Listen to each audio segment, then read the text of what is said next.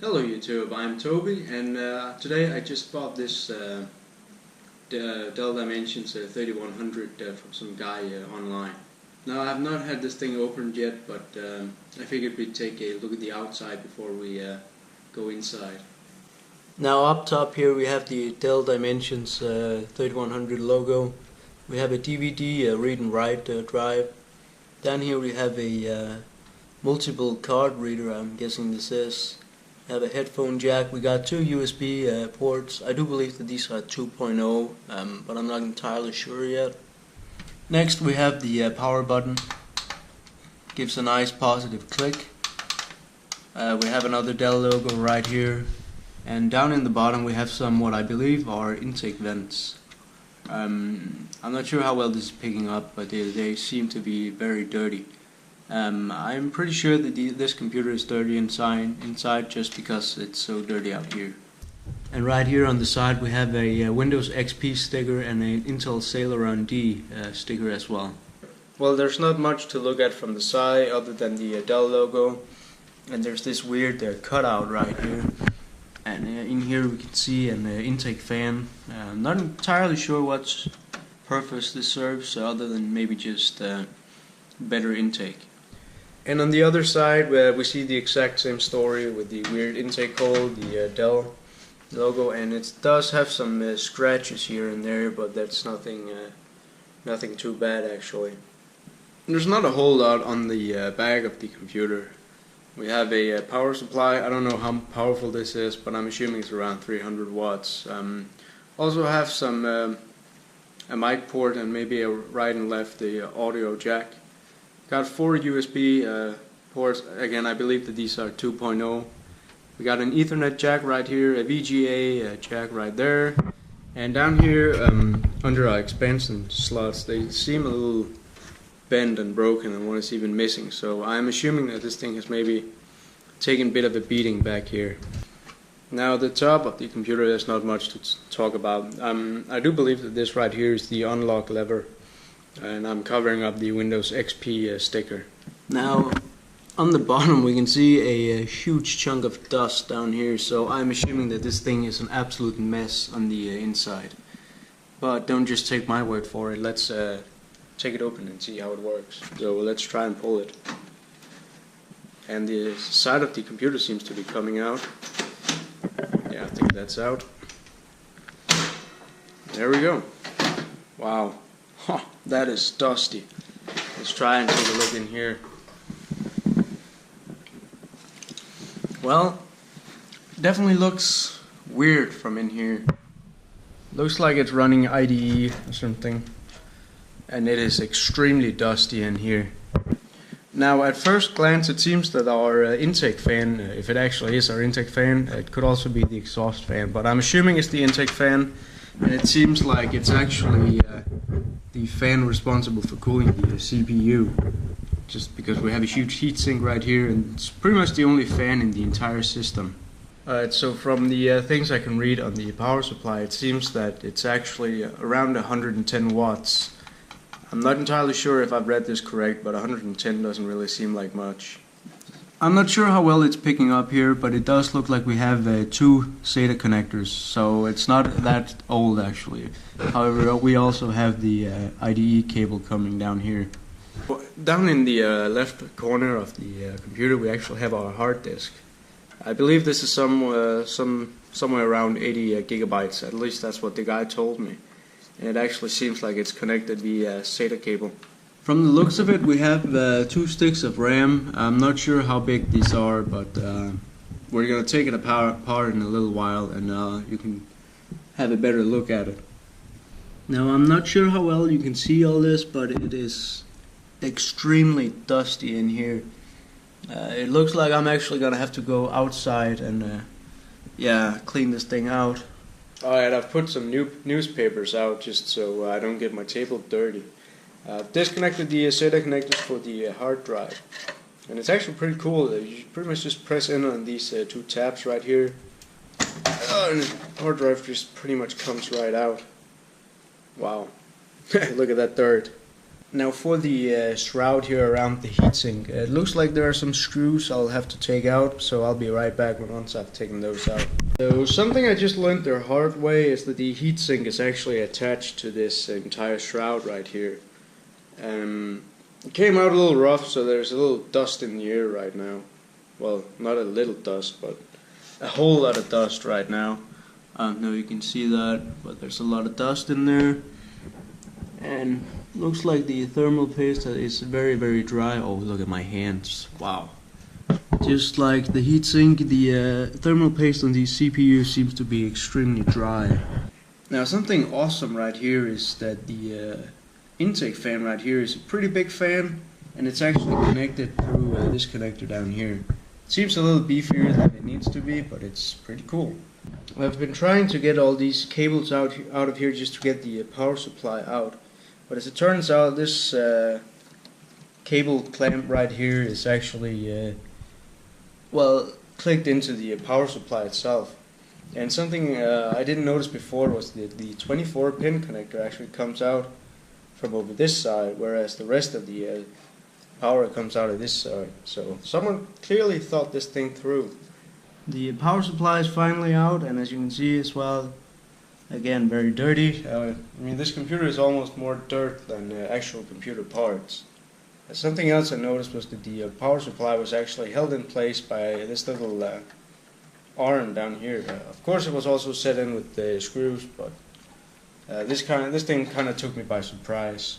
Now, this SATA data cable is actually the longest one I've actually seen so far, and just like you'd imagine, it is dirty.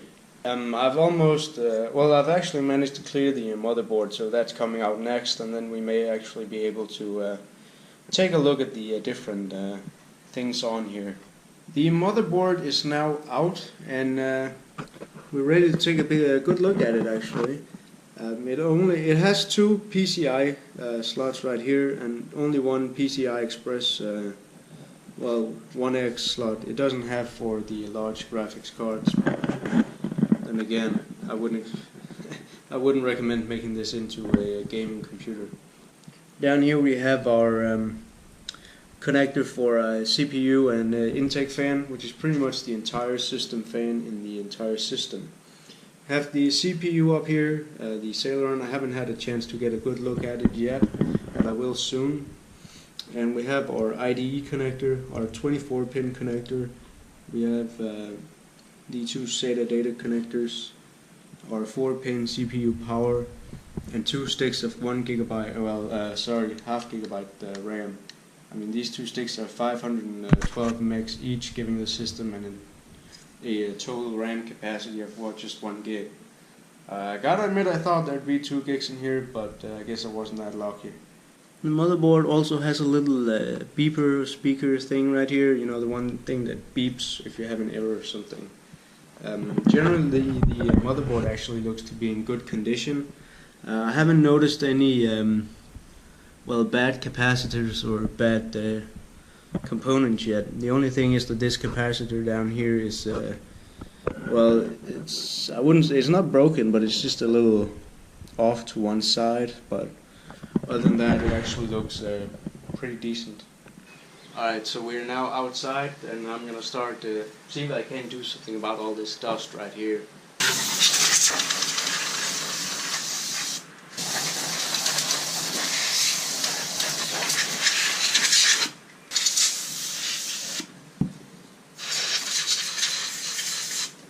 Alright, so the can there did a little bit of the job, but I think I might actually have to roll out some paper and do a little bit more manually.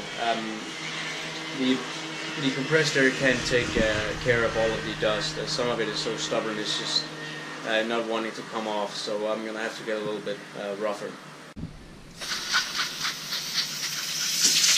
So far, so good. I didn't manage to get all the dust off most of the components, but for the most part I actually think it looks pretty good.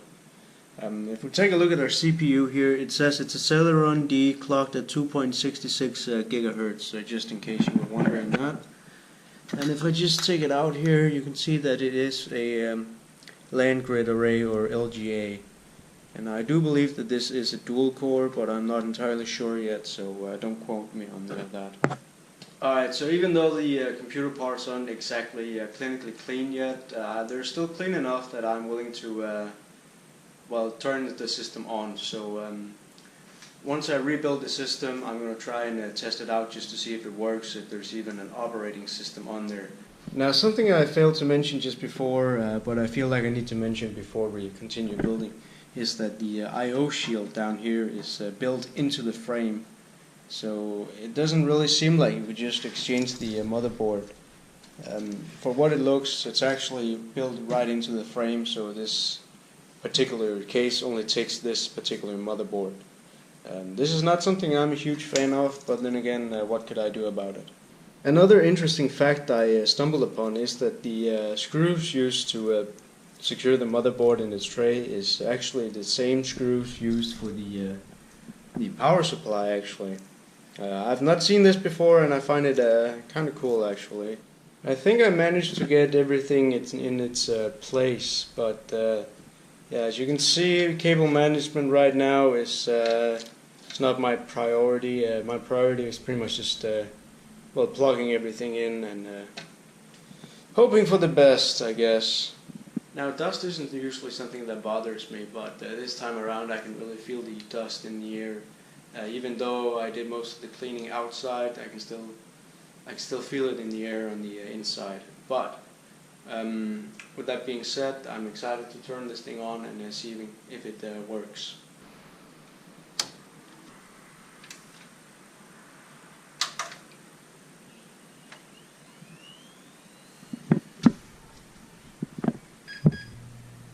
It turns out the guy that had this system before me wiped the drive. The computer told me that there's no bootable device on this system, so either the hard disk is broken. Well, it seems like it's working. I mean, the disk seems to be spinning in here, so it's probably just that there's no operating system installed. But I thought we'd just take a look at the specs of the system as is. And this is the CPU information. It doesn't really offer much new other than the fact that it's a 64-bit system. And right here we have our RAM information. Turns out it's DDR2 SDRAM. I thought it was just the regular DDR1. But I'm glad to see that it's at least a DDR2. Alright, so as it turns out, I was the cause for this thing not booting up. I had plugged the SATA cord into the wrong connector, and I didn't want to read the hard drive. But it seems like it's booting into Windows 7, so I'll be right back. Turns out the system is running a 32-bit version of Windows 7. So that was my dust adventure regarding this Dell Dimensions 3100.